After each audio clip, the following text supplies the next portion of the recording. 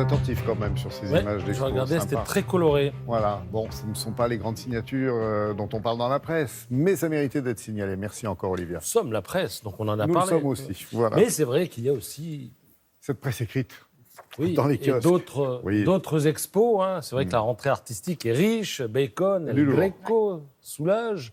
Bientôt Léonard de Vinci. Et en attendant, Toulouse-Lautrec, ouverture demain au Grand Palais et pleine page dans le Parisien ce matin, l'occasion de s'attacher à ses œuvres et à sa personnalité, parce qu'il est mort à 37 ans, comme Van Gogh, hein, coïncidence. Après avoir brûlé sa vie, mort d'avoir trop aimé l'absinthe et les prostituées qui lui ont quand même refilé une syphilis qu'il n'a jamais soignée. Hein. Eh non.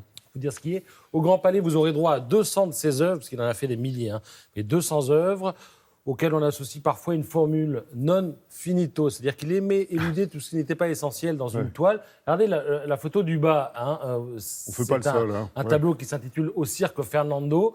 Et voilà, il y a des couleurs, il y a quand même un petit peu de vide, mais voilà, c'était totalement assumé chez lui. Alors, si vous voulez aller un peu plus loin avec Toulouse-Lautrec, je vous suggère de vous procurer ce livre. Il est splendide. C'est signé Anne Rockcher. Elle est spécialiste de Toulouse-Lautrec. Et elle propose donc aux éditions Citadel et Masneau ce beau livre avec en couverture la clownesse, qui était une artiste du Moulin Rouge, qui l'a peinte. Et Toulouse-Lautrec, c'était en fait l'un des rares artistes internationaux reconnus dont la faveur tient pour partie à des sujets un peu équivoques, et notamment pas mal à la prostitution. Parce qu'il venait d'une bonne famille d'Albi, et il n'a jamais hésité à s'encanailler du côté de, on va dire, de Montmartre. Il était hors des conventions sociales, morales, esthétiques de l'époque, qui étaient quand même assez conformistes. Hein. On est à la fin du 19e, puisqu'il est mort en 1901, je crois. Alors avec lui, eh bien, le regard est érotisé, mais toujours respectueux, souvent amoureux. L'œil est systématiquement attiré par la transparence d'une robe, malgré les froufrous. Voilà, l'expo commence demain, ça ouvre à 10h, ça se termine à 22h, mais le lundi, le jeudi et le dimanche, ce sera 20h seulement, et ça dure jusqu'au 27 janvier prochain. Les littéraires l'auront peut-être reconnu, il s'agit de Gao Xingjiang, prix Nobel de littérature en 2000, exilé en France à la fin des années 80.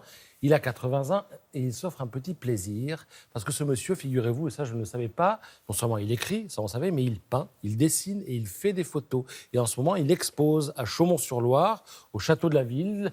Il dit « J'ai été émerveillé par le parc et le point de vue qu'il offre sur la Loire, qui est le berceau de la civilisation française, et c'est pour ça qu'il a craqué.